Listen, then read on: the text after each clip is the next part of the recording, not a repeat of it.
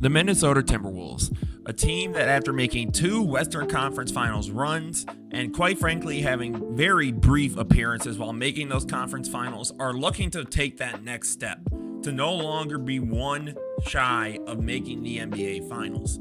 Today, we get into what this Minnesota Timberwolves team can really do to try and get away from second to last and to instead get into the final dance. And that all starts, of course, with their superstar, Anthony Edwards. Anthony Edwards had taken another major leap in the regular season this year, averaging a career high in points and 3-point percentage, at least in the regular season, and 3-point attempts. Anthony Edwards has basically taken it upon himself to be aggressive and take his game to the next level, which is more than good. But I think in the playoffs, there's a bit of a conversation to be had about Ant's longevity in terms of playoff runs. And the only reason I say that is 2 years ago, obviously we had the injury about midway through the Denver series that Ant, quite frankly, never quite played the same as he did from the beginning of that Phoenix series and the beginning of Denver. Then in the playoffs this year, quite frankly, Ant would have games where it looked really good, but he would also have games where things got a little ugly. Even when you look at that Lakers series where he had that incredible 43-point game, you look at games like Game 5 and the closeout where he went 5 for 19, or Game 1 where he went 8 for 22. Ant will have these games where he'll go incredible and he'll have this incredible game, but then he'll have a game right after where you're like, ooh, where did we go here? And I think, quite frankly, right, one of the problems at times with Ant is that the shot selection can get a little tough for him. And I also think that, again, he still needs to take that leap as a playmaker and passer. Now, when you look at his averages in these playoffs specifically, he had about 6 a game, which is good. But if you can manage to get that even higher to 6 or 7, right, like a flat 6 or 7, then I think you're taking your game to a whole other level. I think part of the problem is not all on Ant. I do think that, again, part of the issue is that a lot of the secondary ball handlers and playmakers on this team, either you have a Mike Conley, who's a really great playmaker, but not really that big of a scoring threat, so then teams don't necessarily guard him as harshly because of that. Or you have a Julius Randle, who, by the way, did have a really, really great season for this Minnesota team, but will still have stretches where he's being a negative on the scoring side, or there will be moments where Julius really slips. And at that point, the whole team is off the rails. So I think Ant needs to continue to develop his passing and his playmaking. If he really wants to achieve his goals of winning an MVP, of winning a championship with this team, that's going to be how you take your game to the next level. You have to make teams respect you in multiple assets or multiple aspects of the game. Otherwise, you're going to be in for a rough time. And speaking of that, we're going to talk about Julius Randle, who had recently been re-signed with the Minnesota Timberwolves. Now, Julius had, in fact, a really, really good overall playoff run. So before people get in the comments and go, well, Emster, actually, I know. So I'm not going to sit here. This is not the opportunity to blame Julius Randle, because I can't do that. Because quite frankly, in the playoffs at times, there were series where he looked better than Ant. It's just one of those things where Julius looked pretty good, and then he ran up against a team like OKC, and then he started getting to the point where it was every other game, right? He'd have one game, he'd drop 28 on 69 from the field, nice, 83 from the 3, and then he'll have a game he's 2 for 11, 9 for 15, 1 for 7, 8 for 14.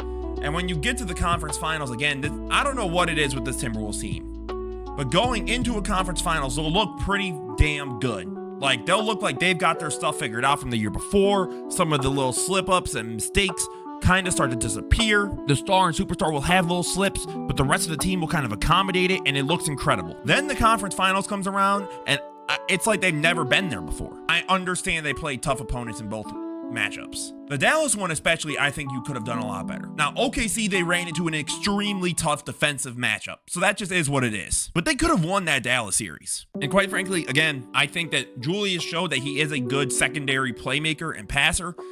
It's just that at times the scoring is very all over the place, and I think teams are willing to rest their hat on let Julius beat us, because I think they know at the end of the day he ultimately can't for the most part. Now, I will say, I do feel good about him going forward because, again, you go up against a guy like Draymond Green, who honestly probably would have won Defensive Player of the Year if he didn't go on a little rough stretch in terms of winning and losing games. And he cooked them. I ain't gonna lie. That boy had Draymond one-on-one, and he was deep frying. I also think, again, Julius at times can get tunnel vision.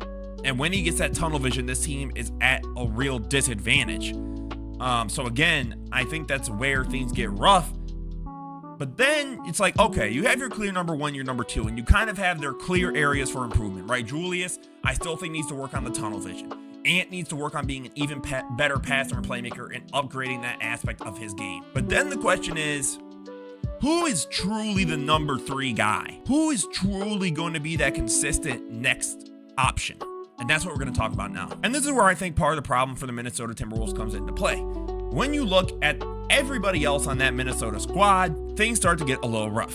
So for example, Jaden McDaniels had a very, very good playoffs, right? The question is, do you trust that every year? Probably not, if we're being 100% honest. Dante DiVincenzo was horrendous in these playoffs.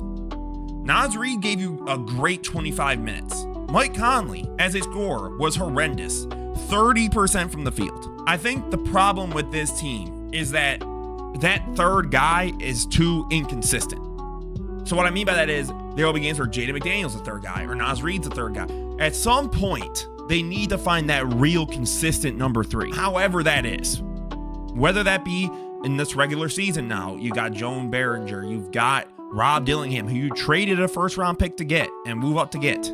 You've got to let some of these young guys get real PT, some real burn, if this team is really hoping to advance from where they've been getting stuck the last 2 years. These are guys that don't get a lot of minutes, who don't get a lot of opportunities. I genuinely think this team, now that they've lost pieces like Nickeil Alexander-Walker, right? Who defensively I think is a stud. Offensively at times was a little all over the place. And I know, but Imster, he had that game against the Thunder. Yeah, he did, but like Rudy Gobert also had a fadeaway over Nikola Jokic. Am I going to sit here and say that he's going to do that again? I think, quite frankly, this team needs that number three guy to genuinely take a step up. It needs to be clear. Like, for example, on the Nuggets, it's Jokic, Jamal, and it was Michael Porter Jr., but now it's Cam Johnson, where they have a third guy distinguished. Back when the Bucks had Chris Middleton, it was Giannis, Dame, Middleton. Now, again, I get it, but Emster, those teams haven't always won.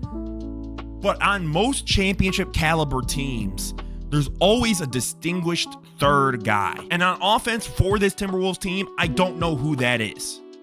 So the question is, how does this team take the next step? I think, quite frankly, they need to find a way to take advantage of the roster they have and develop that third guy this year, or else they're going to run into a repeat. So let's get right into it. The whole idea of this video was talking about how can the Timberwolves finally avoid the same fate, getting all the way to the conference finals, right there on the tip of becoming an NBA finals, matchup. And I think, quite frankly, it's through this team with Chris Finch and company taking the development of their young players this year more seriously. And what I mean by that is, okay, look at the regular season. Why is Rob Dillingham only playing 11 minutes? Aaron Shan is not a bad player either. He could get more than 11 minutes. Like, why is Jalen Clark getting more minutes than either of those two? That makes no sense to me. If they really want to be able to take this team to the next level, if you want to be able to move on from Mike Conley, if you want to be able to help Ant, let's say Ant can only take so much more of a playmaking jump, which is probably true. You got to let Rob Dillingham have that ability to grow and develop so he can be that secondary, playmaker. I think, quite frankly, if this team does not take advantage of some of the youth on their roster and does not work towards developing their legitimate third option or forcing Jaden McDaniels to go like, you know what, Jaden, we know what you do defensively and that's incredible, but we may need you to slightly dial it back so that on offense, you can give us, 18 a night, both in the regular season and in the postseason. Because then you'll have 20 points per game, 20 point per game scorers almost, and that can help you win a conference finals. That can take you to the finals, and that can win you a championship.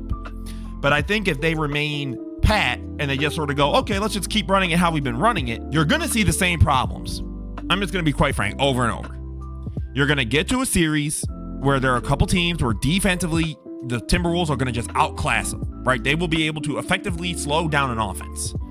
Then they'll get to another team that can actually slow them down. And that's when things get ugly for the Timberwolves.